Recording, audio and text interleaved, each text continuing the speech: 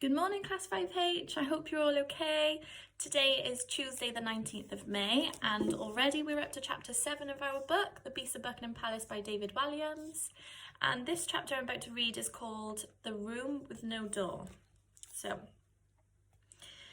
the old lady grabbed the prince by the hand, so he was standing right next to her at the library fireplace. Before Alfred could ask Nanny what she was doing, she turned the little hand of the gold carriage clock on top of the fireplace anti-clockwise. Whoosh! As if by magic, the pair spun into another room. "I never knew this room was here," hissed Alfred. "Shh!" shushed Nanny. "They still might hear us." They listened out for voices in the library next door, and they stood in a tiny windowless room full of junk.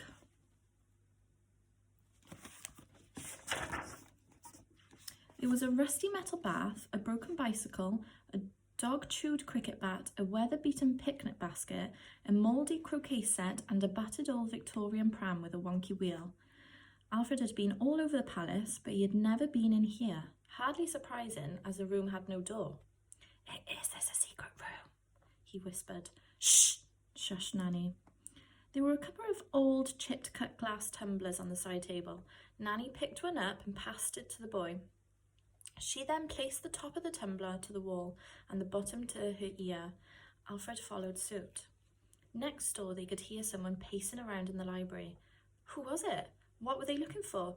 Whoever it was, and whatever they were looking for, at last it sounded as if they found it.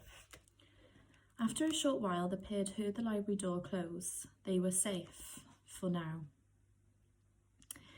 "In answer to your question, my prince," began the nanny, "legend has it there are many secret rooms and passages all over the Buckingham Palace.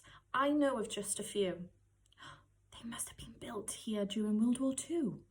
"Yes, for the royal family back then, in case that stinker Hitler invaded." "King George VI. Oh, my little prince, you've been reading all those books piled up in your bedroom." "History books, my favourite." "I know."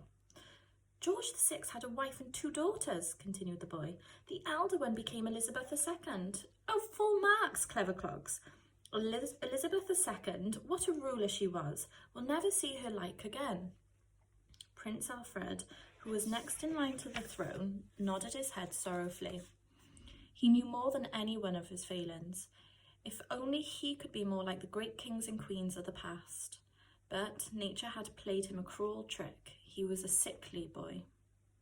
All of a sudden, Alfred thought he saw something move under an old dust sheet. With his eyes, he indicated to the pile. Nanny mimed. "What?" Whatever it was, moved again. Nanny nodded and began tiptoeing over to the sheet. The boy stayed close behind, holding onto her cardigan for dear life. The sheet rose into the air. It looked like a ghost. Alfred wanted to scream, but didn't dare make a sound. The thing stretched his arms out. Nanny reached out her hand and closed her eyes. She couldn't bear it either. And with one hand, she whipped off the sheet to reveal... ... Nice little ellipsis there to keep us hanging on. The next chapter, chapter 8, is called Prince of Nothing. Right, I'm excited to see where this chapter goes because that left on a bit of a cliffhanger, didn't it? So, check in tomorrow. I will read chapter 8 to you. I hope you're all okay. Bye!